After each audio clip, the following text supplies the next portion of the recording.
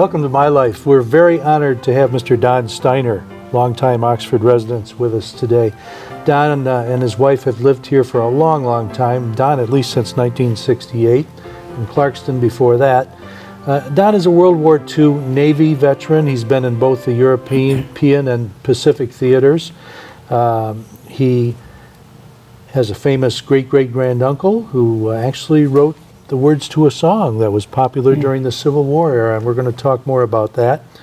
Don is a member of both the VFW Oxford Post and the American Legion, and a member of the First Baptist Church of Oxford.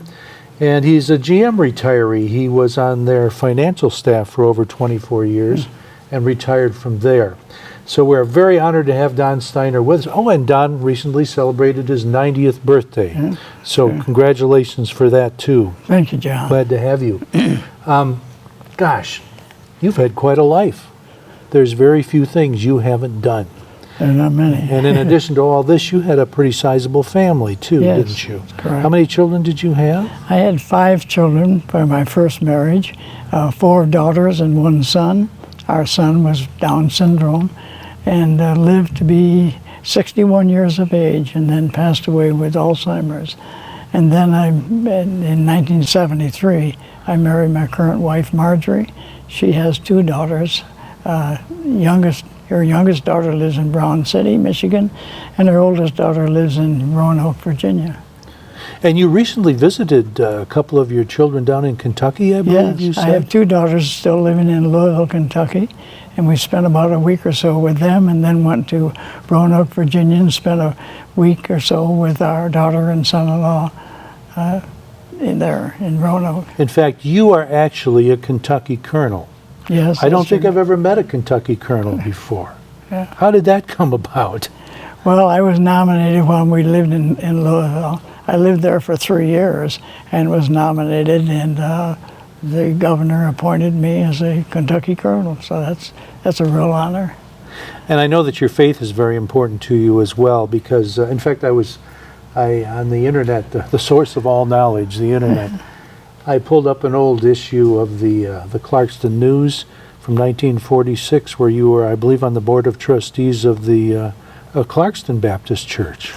As a deacon, yes. So, were your parents a member of that church as well? Yes, I was actually born and raised in Clarkston. June 13th, 1925, I was born. And my mother was very active in the First Baptist Church of Clarkston. And I recall being baptized there at the age of 5. And grew up in the church as a young person and was there until I joined the Navy in June 17th, 1945. Whereabouts did you live in Clarkston? We lived on 88 Orion Road, which is not far from the intersection of Orion Road and M15. We're probably only 3 or 4 blocks from there. Did you live on a farm at that time? No. This is just a large home there. Your dad actually was a skilled tradesman, wasn't he? Yes, he worked originally, while I was young there, he worked at the Vulcan Iron Works in Clarkston, and it was owned by a gentleman whose last name was Clark. He was one of the originators. His parents were one of the originators of Clarkston. It's named after Clarkston. And he worked there as a machinist mate. And then during the Depression in 1930, the business had to close up. And so my father at that point became a finished carpenter and cabinet maker. So all of my life, I remember him as in that trade. Now, was that business that he started in was right next door to the church, one of the churches in Clarkston? Was that the Baptist church? It's right next door to the First Baptist Church. Of course, now. Formerly. It's the Clarkston Union, I think. That's correct. Yeah. It's a great restaurant. Yes, it is. Kind of noisy, but it has good food. Yeah. Great macaroni and cheese. Now, what about your great-grandparents? Tell me a little bit about them. Were they from Michigan, or where were they from? Well, my father's parents, my father's father was born in Bern, Switzerland, and his mother was born in Württemberg, Germany.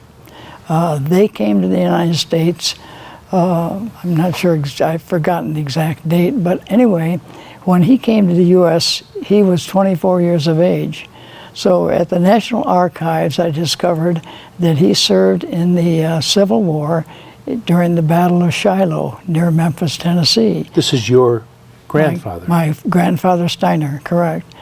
And I'm not sure exactly when he and my grandmother met, but they were married in Chicago, Illinois, and raised their family in Lafayette, Indiana. So my father and all of his siblings, turned out to be about 13 siblings, were born in Lafayette, Indiana. Then they moved to Detroit, Michigan, and he passed away in 1910. What brought them to Michigan, do you know? I don't really know. No, I don't. I think that one of the children had moved to Michigan, and in the later part of his life, he'd been shot in the arm in the Battle of Shiloh, and he suffered from that.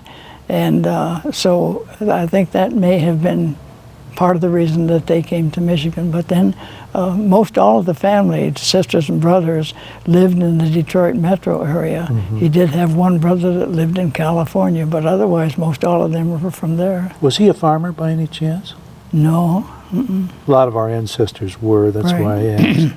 And then on my mother's side... You can go way back there, yes, can't you? Yeah. Go ahead.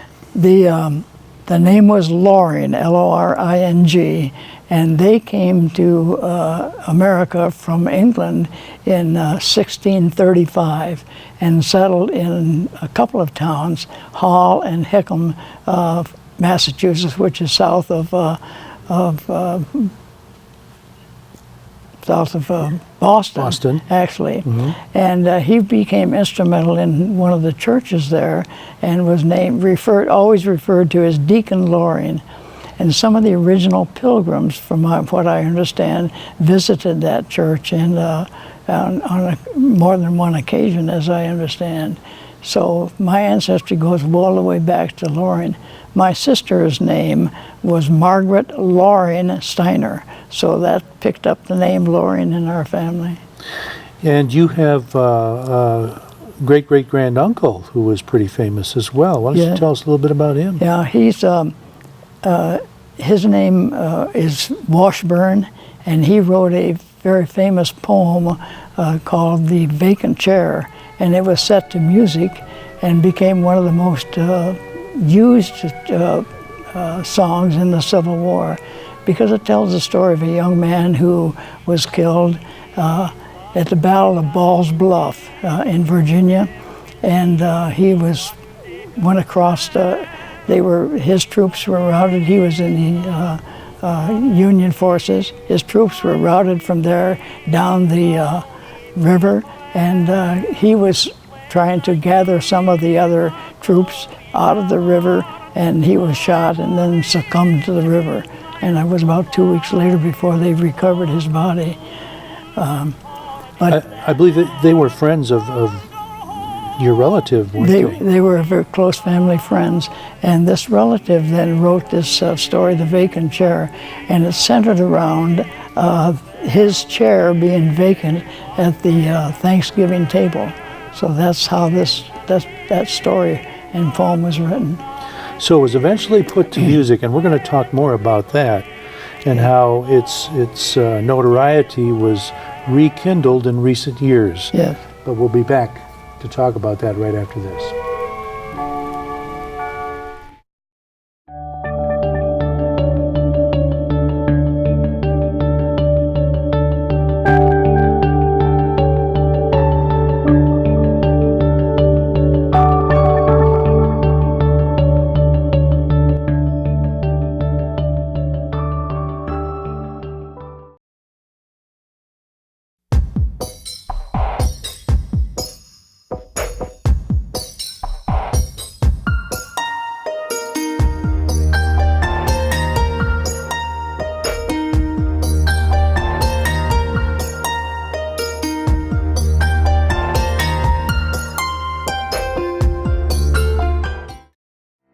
Back with Don Steiner from Oxford. We were just talking about a poem that turned into a famous Civil War song written by your great-great-granduncle.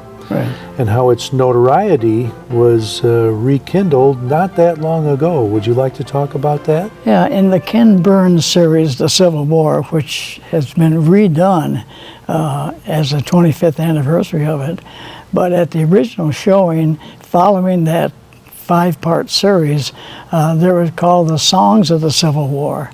And Kathy Mattea, country singer, sung that song on that program. And then also the Statler brothers sung that song on one of their programs. So, but it became quite famous during the Civil War. In fact, Kathy Mattea told me, we met with her in Florida one time. She said that her grandmother, she said that was one of the most famous songs of the Civil War, and her grandmother had sung that around the house a lot. So, And you know, you can hear that song on YouTube right now. Kathy Mateo is the artist who sang it, and that's the artist who performs it in the YouTube video that you can bring up if you wish.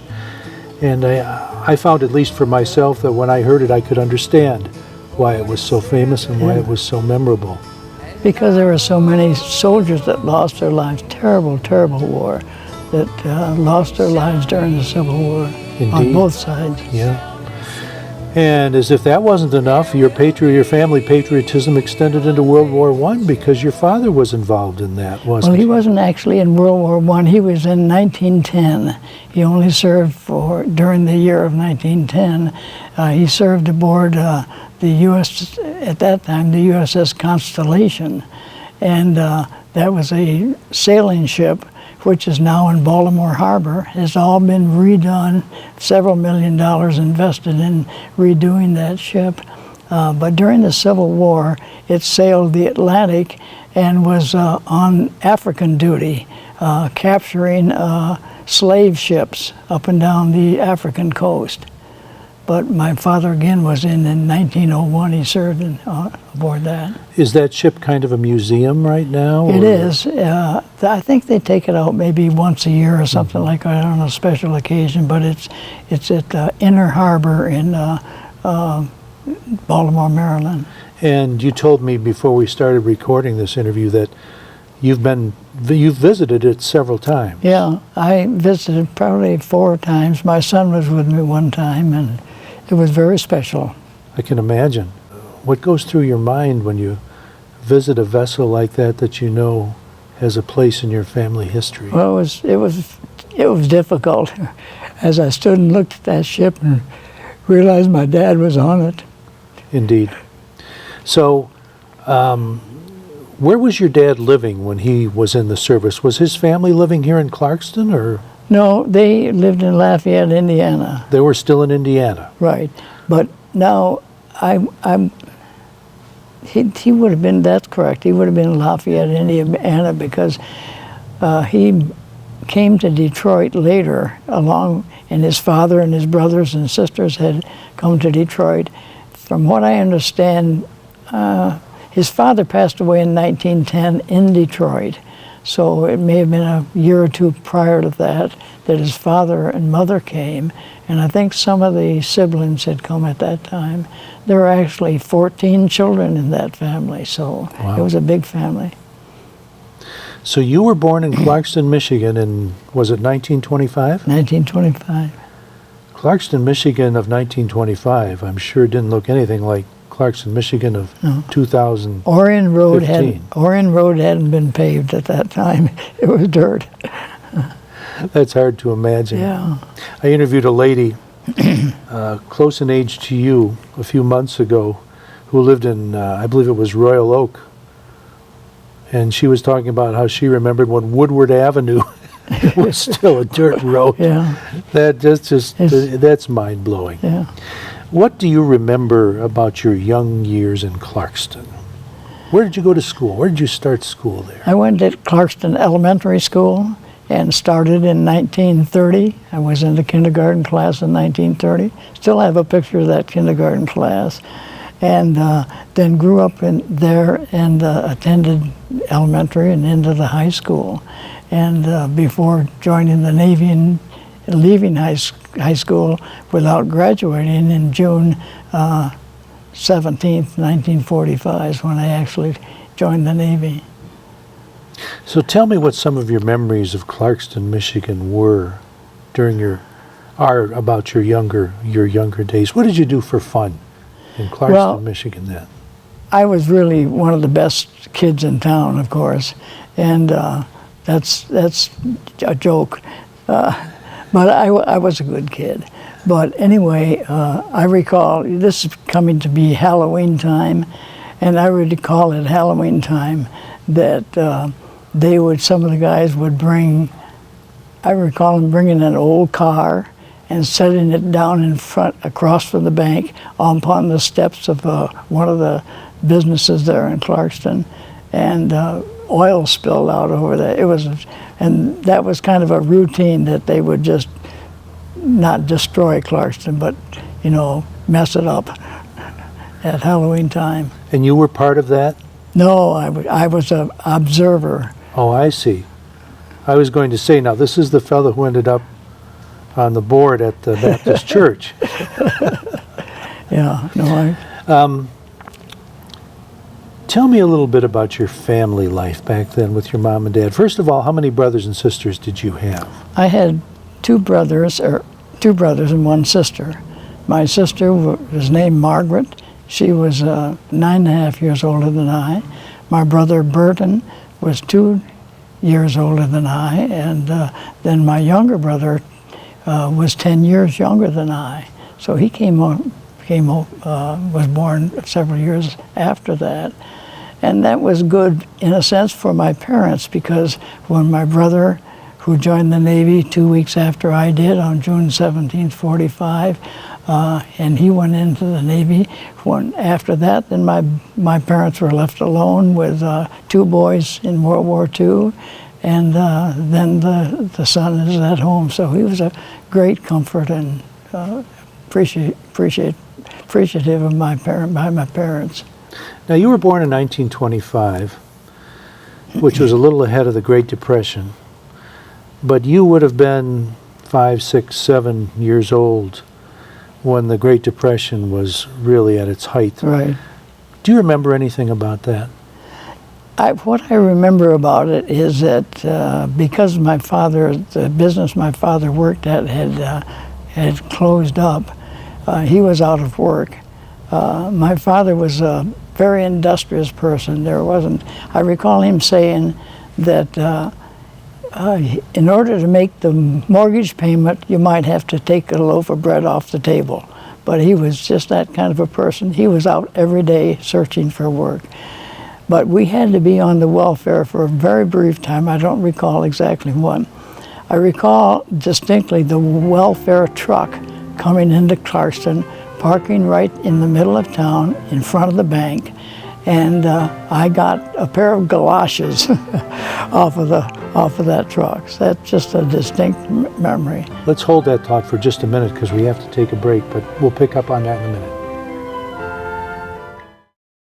Hello, I'm Elgin Nichols. And I'm Dave Kenny. Together we want to invite you to our weekly show, Minutes by Minute.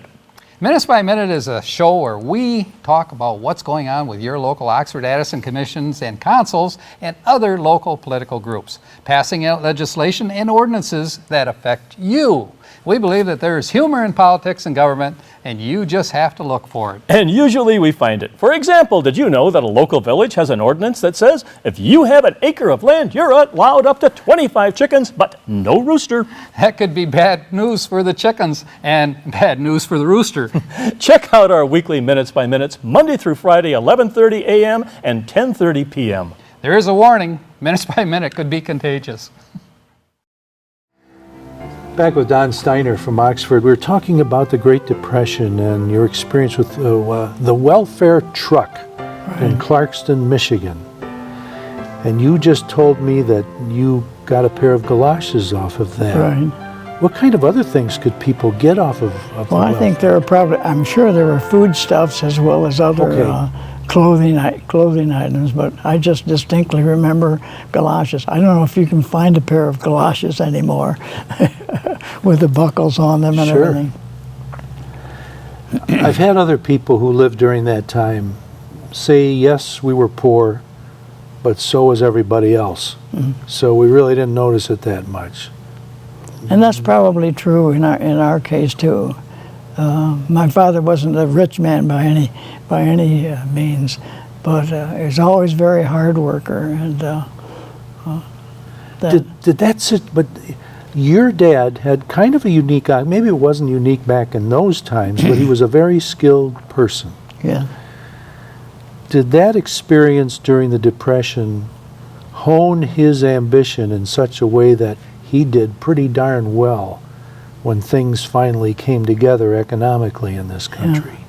Well, I'm not sure he did well, but did well enough to give our family a good life. And I don't recall us ever really wanting for anything. I'm sure as a young person, we all want this and want that. Probably not as much then as we do now, because there's so much more to be wanted by kids nowadays. But I never went hungry or never went wanting really for anything. All of my needs were met, and same way with my brothers and sister. Were you involved with the Baptist Church right away in your youth? I was, because I grew up in the church, very faithfully attending along with my mother, and my dad would come sometimes later. But I was involved in the youth group there. I remember I was president of the youth group there in the church just shortly prior to going into the service. And you went to Clarkston Elementary School? Clarkston Elementary, and then to the high school. Where was that located back then, Clarkston Elementary? Well, the elementary, at that time, the elementary and Clarkston High School were all the same building. They were on Church Street. Right. The original building is on Main Street, and that is a large old two-story building, was used by village offices and township offices for a while. And that closed in 1930. So my brother would have attended a couple of years there, and then I started in kindergarten class at the new elementary and high school on Church Street in 1930. What do you remember about your classroom situation? Did you have more than one grade in one classroom? No, I don't remember anything. Well, probably when we got up into junior high, there would have been a couple of grades probably, but basically, you'd have a couple of classes, maybe a couple of grades in a class, perhaps, something like that. Were you able to walk to school, or did you? Well, I did. In fact, didn't have transportation, so I walked.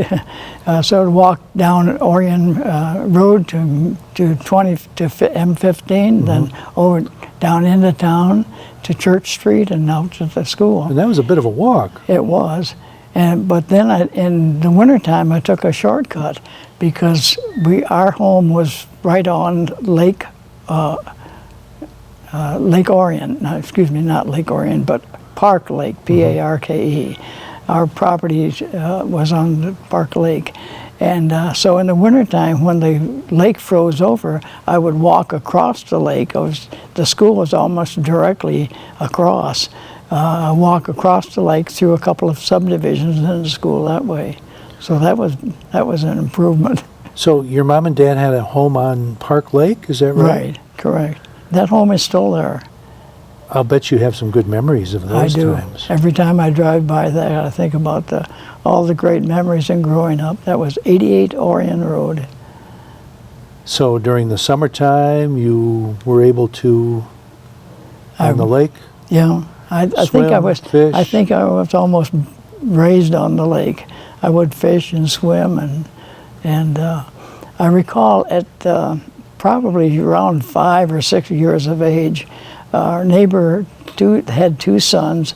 They build a dock and a high dive, and I recall my mother telling me that one of my neighbors took a rope and put it around my waist, lowered me off of the high dive onto the lake to do dog paddle and learn how to swim.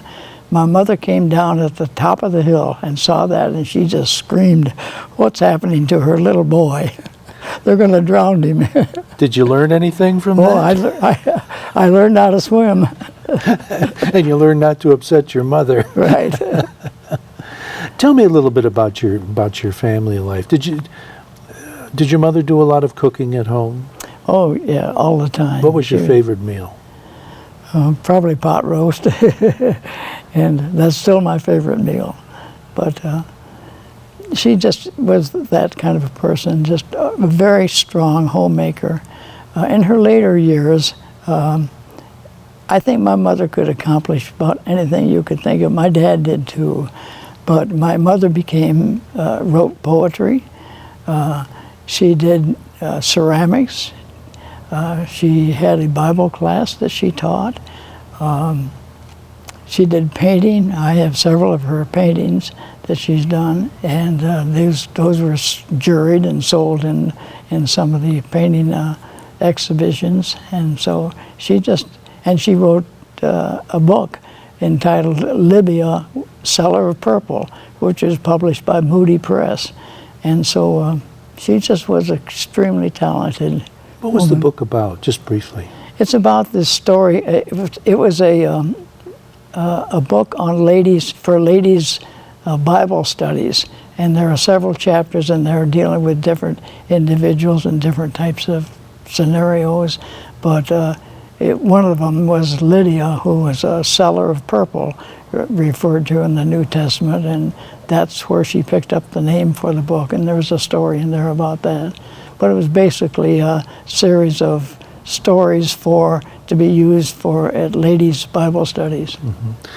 Did any of your grandparents ever live with you?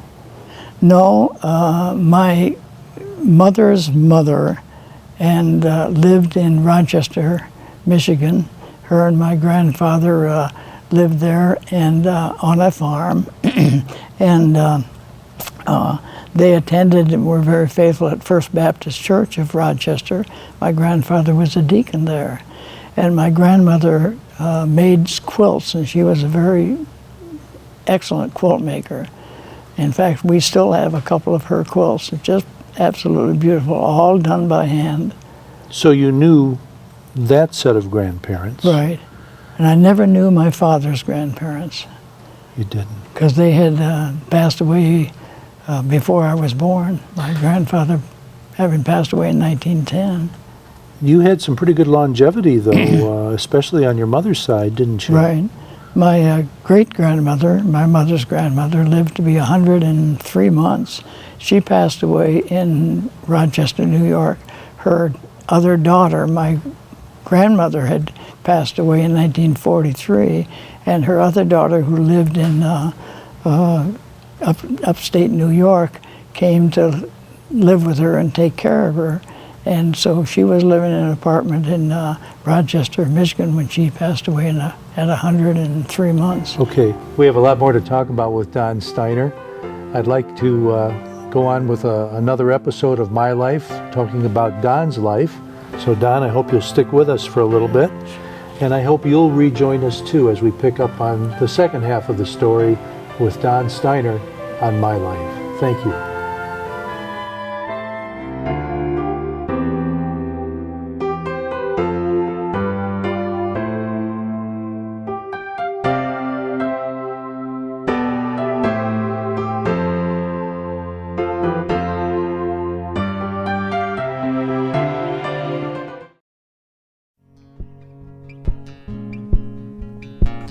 Canine Stray Rescue is Oxford's own local dog rescue. Each year they take in hundreds of dogs and bring them into suitable homes. A certified nonprofit organization, Canine Dog Rescue strives to give pound dogs a new leash on life. To donate, adopt, or even volunteer, call them at 248-628-0435 or go to their website, dogsaver.org, and click on the Canine Stray Rescue League link.